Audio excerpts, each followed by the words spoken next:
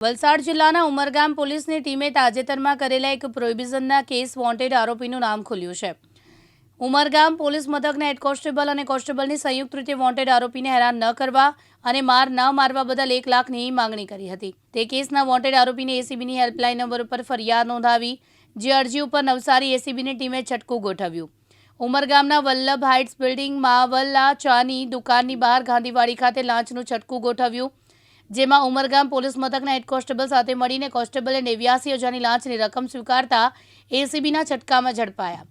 વલસાડ એસીબીની ટીમે બંને પોલીસ જવાનોની લાંચના કેસમાં ધરપકડ કરી આગળની તપાસ હાથ ધરી છે।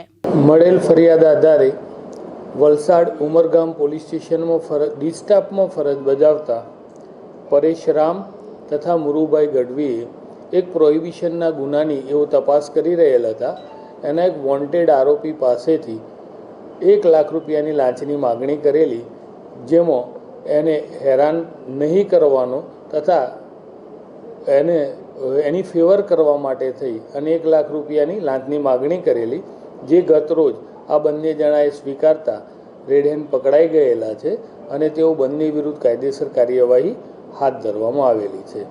અને ચાલુ ટ્રેપ દરમિયાન ફરિયાદી એ અમુક પૈસા પરત માગતા ₹1 લાખ આપેલા, જેમાંથી આ કામે આરોપીઓએ એને 11,000 રૂપિયા પરત આપેલા અને ટોટલ 89,000 રૂપિયાની લાંચ સ્વીકારેલી છે, જેઓ બંને વિરુદ્ધ ગુનો રજીસ્ટર કરી કાયદેસર કાર્યવાહી હાથ ધરી। બ્યુરો રિપોર્ટ, દિવ્યાંગ ન્યૂઝ, ઉમરગામ, વલસાડ।